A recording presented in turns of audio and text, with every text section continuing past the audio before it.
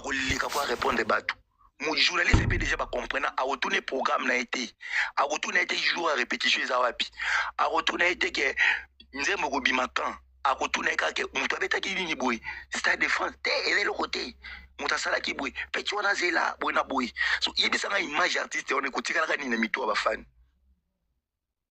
artiste bon na mito ba fan on va retenir quoi na longévité à carrière yango. J'ai toujours dit, me demande, Fally Ipupa, c'est le seul artiste en Afrique subsaharienne, je pèse mes mots, qui mélange talent, succès, notoriété, popularité et la diplomatie. C'est lui qui fait, c'est ça qui fait de lui un soft power dans toutes les choses que je viens d'énumérer là. Azana quatre descriptions où il s'allie que comme musicien au azalelo pourquoi azana qui est fort à réduire nos tendances à polémique na vie na à la nécessité. Quelle est la nécessité c'est pour na makambo ya comme c'est l'artiste qui est le plus attaqué qui subit plus de l'acharnement plus des autres. Pourquoi? À comprendre le système de musique à Congo que les artistes basent la lumière grâce à la polémique et non grâce à la talent, à la boulot, à bango. Il y a à s'éloignant à comprendre na émission moi yena na boduga demande azolo bake azalaka désorienté na kala. Oui, c'est normal. Pour la vidéo, ils allaient au fallait film qui baisse. Oh, qui baisse, oui, il était encore trop jeune. Puis il y a qui orchestre à bateau. Ce n'est que normal, il faut défendre place, il y a là. Mais Koubana, 2006, si les lots, regardez la maturité musicale de l'artiste. Regardez la manière de faire les choses. L'artiste a fait tout pour devenir un artiste professionnel. Artiste comme si professionnel tant que artiste vous avez comme ça professionnel il faut qu'il m'a kabasi quand ça va bilo comme souchou il y a un moni azo ko évoluer azo ko mata étape par étape so polémique o etikali na ba street na biso oyo et la reine eloko moko te pe bato basala ka polémique wana basala polémique wana pour ba liaka ko sa charner na yi. Pour nos mamans polémique à musique à Congo, tu le bilan, on a assassiné. Et comment attaquer Fally pour mieux régner? Bah, tu bien, bah, il y a le TikTok ou bah, il y a une grâce à n'a pas fait un Fally. N'a pas s'acharné dans mon tour, il y a un système, n'a pas eu wana pour traîner wana. Même dans le Nigeria, polémique, ils allaient. Toto roka whisky, pour ceux qui produisent whisky, ceux qui n'ont pas bonné, babuna boy kuna, bah, attaque à chez Salamaki, ils allaient. Mais à part Yango, dans la musique, ils apportent quoi? Ils apportent quelque chose de négatif aussi. L'industrie musicale à Nigeria, c'est plus avancé. Mais les fans, on a besoin de la musique. Pour promouvoir les artistes, na bango. Batika la carte polémique bidon. Partout, même à les États-Unis, la polémique est là, il y a des mortel entre les fans, même les artistes. Mais bits na moi zanini, tu retiens la boy.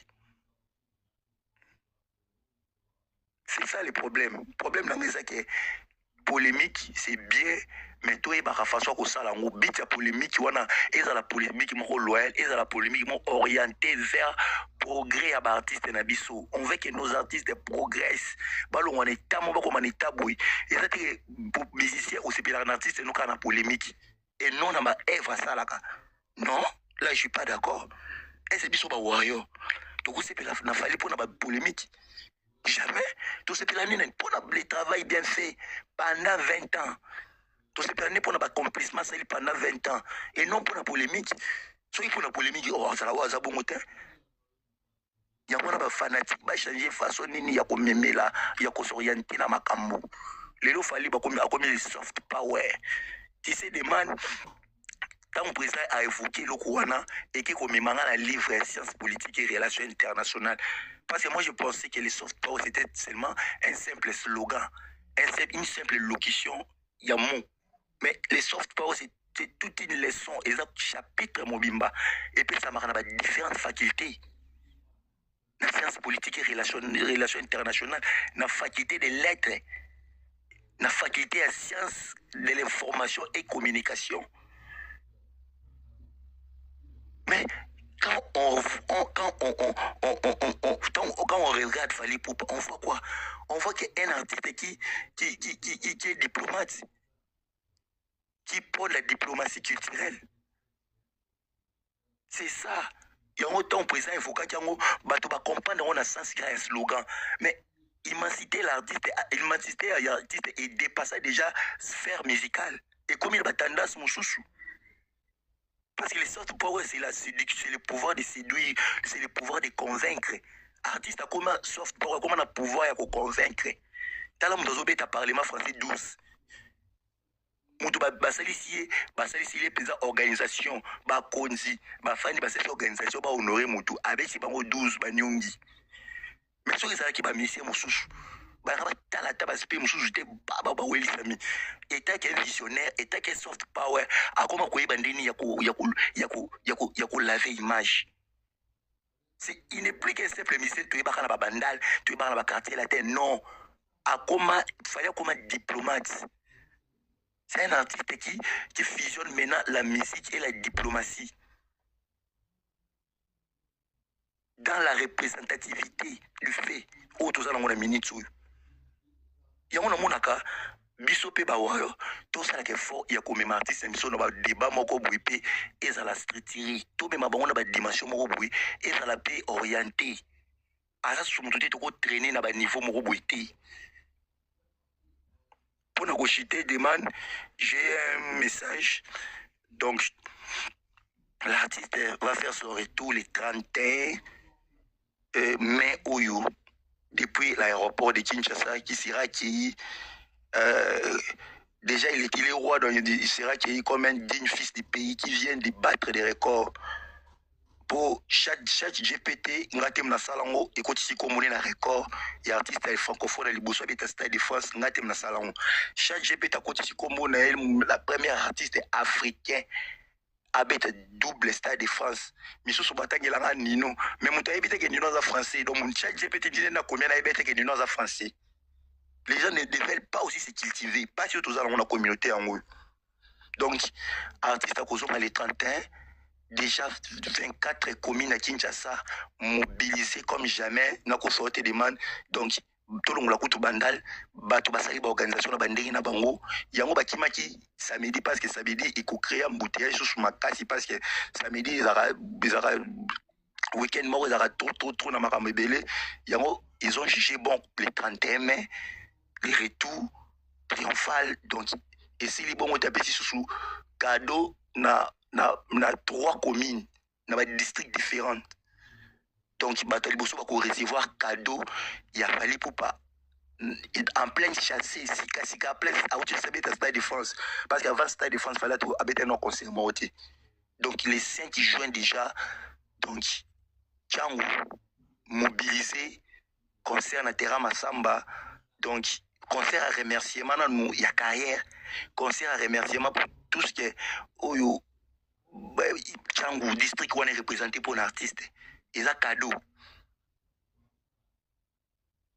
Et tu dois être un concert gratuit. Et là, comme ça, tu dois être un concert gratuit avec professionnalisme aussi. Bien sponsoring, bien production, bien sponsor. Sponsor paye à kilo. Mais après, c'est pas tout concert gratuit. Deuxième concert, il fallait ça à Vélodrome.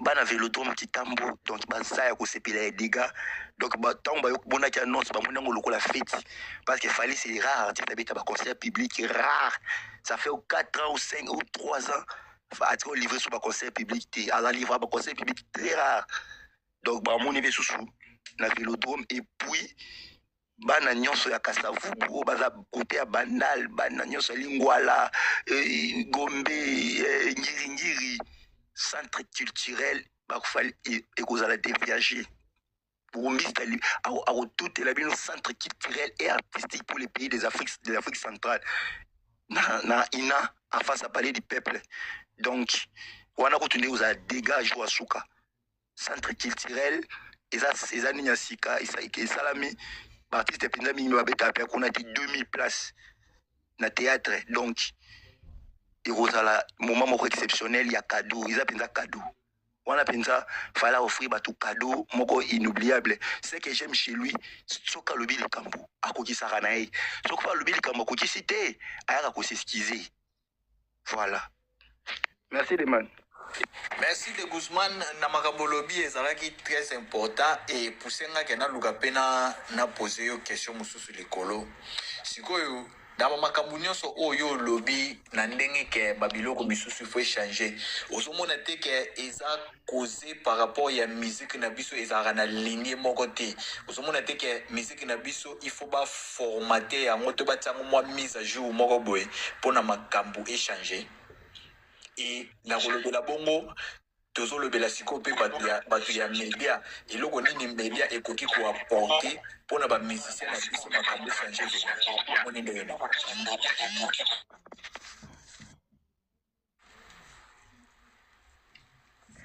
de Guzman wana eza question pona yo kobanda. Merci Deman sous pour la question. En tout cas, si j'aime Léo, c'est très pertinent. Oyebi, média, ils ont un rôle très très important dans la vie de l'artiste, surtout chronique musicale. Et ça va m'accompagner qu'il faut changer parce que à l'iro toujours qui est oyo, toujours qui est dans les mots, il faut tout élever pays. Il faut payer ça élever culturellement.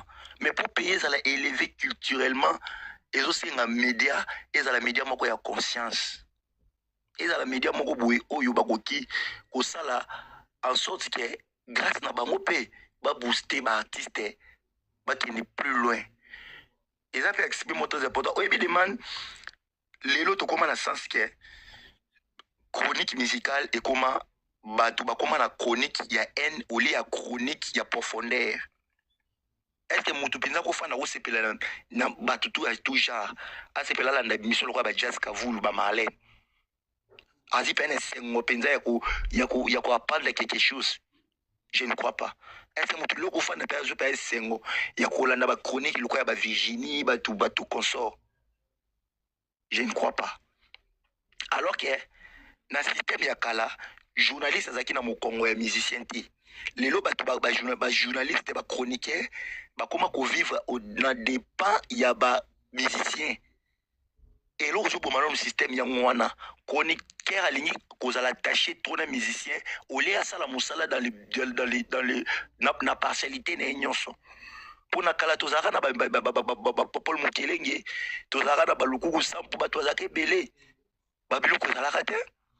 Les autres surtout une partie sur la musique au Congo et ça bat chronique musicale. On a pensé qu'on enfoncer bien parce que les lots et comment musicien oyo azana batunaï musicien oyo azana mutunaï au moins on t'a une émission où les personnes battent information aille ko désintoxiquer batou azo ko dérouter information pour azana NA4 peut-être azala musicien aluka musicien kabila quelque chose aluka musicien PC boué azo opportunité na ngote ali lubutisi en na kata mutema na ye. Donc il y a moi le tout comme une difficulté il y a toujours bato sur ba vraie valeur ti ba plateau ba télé za sur l'ingité bato ba commencer la émission na boule ya haine envers ba musicien là nous englober en général. Donc il faut que le système banana nous changer na chronique bande ko na biso o bazoya na sima o bazotanga chronique o bazoya chronique ba ya ba changer système oyo ba koma ba chronique ba koma ba journaliste moko partial. Donc ba koma ba journaliste moko boui bazala na partialité bazala na comment dirais-je bazala neutralité penza et c'est la penza na kata chronique pour ça la bien pour autre moment na oyo eza Capernaum eza Capernaum chronique ezalaki censé ramener même polémique musicale et dans la droitier et orienté peut-être ba fan na façon de communiquer mais autre monde a ngoté autre monde a bien ngoté au ça dit que mon téléphone a tué a exprimer en nyonso eloko eza I amemi yango na B, eloko eza B amemi yango na Y. Nyonso na nini mauvaise foi, atiki mauvaise foi na kati. Pour nini soki alukaki ba intérêt moko pa artiste azwa te ekomi dans sens ya koluka koboykote mosala ya baninga, kobebisa mosala ya baninga. Est-ce lelo au moins à souba mission na biso na ba chaîne na ba télé mingi te. Et puis comment pera surtout mutu lo non fallait. Sur les émissions Souka ou Aleka n'est pas un confrère congolais. Ça peut remonter à 3 ans. Et pas Marius. Oui, si je me oui, Marius. Par rapport à Kalaner Baneko Leka, na émission ya ba tsoki tiri nukuku soki ba problème kendi o kende boke bozongi boy mami lela o kende boy baba Hélène Kalema hein baba Ariane Kanjinga o sati ke to baneko zela ba TikTok to yakite mona o ebida programme dimanche na motu mami lela so na longwe wana na o kende na antenne A et pas joka na longwe pas joka na ko kende boye na longwe boye donc tozolanda ba émission musicale pour toyebaki ke oyo mpenza misala ezosalama correctement. Mais lelo eze tokoza sous esengo bato wana ke totalaka bango boye bato bakomana bapenchant bachroniqueur bakomana bapenchant mais penchant ya haine envers baartiste, penchant ya haine envers baartiste nde eloko ebomi système ya misika ya Kongo yango wana. Penchant moko ya haine ya kosakana te moto azoloba likambo ya artiste moko il faut luka détruire nani mission mosusu mais azobosana te ke ye pas na pouvoir na kati ya maloba na ye parce que quand on fait la chronique on est salami pona et accompagner ba artiste chronique eza attachement mobima ya musique mi ya un journaliste na kati ya quotidien ba musicien mais esa malolo lengi nini. Mais si lelo fallait émission vous allez diffuser par Juliette CV dans les jeunes urbaines. So émission ne rolanda ma mingi pas ba diaspora il faut ba pour les émissions non à polémique. So na place à couper ça la émission ba Juliette wana. Il fallait tout le monde ba lingalophone ba fallait ba yokata fallait mo pe na peut-être na Virginie ba c'est émission. Mais au sala ngondenge ni. Tala beka ekota na kati. Est-ce que lelo muto ozala na sengo ya chronique aboui. Au sala ngondenge ni. Est-ce que tu as la peine de chronique musicale? En tout cas, demande c'est pas une question parce que il y a des choses qu'on revoit même avant tout revoir par ma polémique, il y a fan, il y a polémique, il y a artiste, tout revoir dans nos chroniques oh ils ont la musique, ils ont chronique détruit musique na biso mais makasi. Tout ça c'est moi chronique autant. Chronique comme chronique mon boké au lieu baki batu ba matcha musique liboso ba pour ça ba artiste et comme ce chronique ko détruire ba artiste. Au moins, on a eu 1h30 il y a une mission pour détruire l'autre. Est-ce que tu as peine c'est moi chronique biso ba tokola kana ba Kinshasa biso ba tokola na ba émission o ça dit que o l'émission ndo c'est la finale la Coupe du Monde. Na yebi ke faire koleka la plateau boy akoloba boy jiba koleka boy émission ko za la boy journaliste ko yamba mutu nyonso boy akoza la boy bato bane ko yamba na ba émission lelo ba émission ya Congo za rasuté. Le comment mutu azali live TikTok abani ko sans artiste mutu ngo sans artiste un chroniqueur qui censé ya ko pousser artiste vers l'avant parce que musala ya chroniqueur ko même artiste vers l'avant et musala artiste za ko communiquer ba fan na yi musala artiste musala ya chroniqueur za te ke ko détruire artiste pour tant mu chroniqueur zo ko détruire artiste ozo bo mape musala na yo parce que ça mi artiste musicien o résister pété. Pour moi, c'est artiste et musicien, artiste et chroniqueur, c'est quoi lipa na mwamba. Ozo ole lipa okakate pour ce hémorroïde. Mwamba peut olia mwa pambate. Ozana pour ça ya mwamba na kati lipa. Pour ça la bien. Mais dans la lilo chronique il y a 2026, il y a 21e siècle. Est-ce que tu oses la fière nango? Tu oses la fière à chronique à boui. Alors que toi on a posé musique à Congo mata. Musique à Congo mata grâce à chronique musicale. Mais chronique musicale comme qu'elle est trop, il y a l'insalubrité. Parfois ça frise le cœur. T'as la TV et ba plateau télé koufa, ba plateau télé ça rassou souté. Auto bane ko landa ba artiste le ko la dosi la ba match chaque dimanche. Na yango dimanche ba noze la ba émission musicale té. Est-ce que le ça rassou bongo? Vraiment demande côté on a il faut qu'on revoie ma cache, il faut qu'on revoie donc il y a beaucoup de choses à revoir, il faut régulariser ces secteurs-là. Merci beaucoup, Demon. D'autres questions que les avons. Merci de Guzman.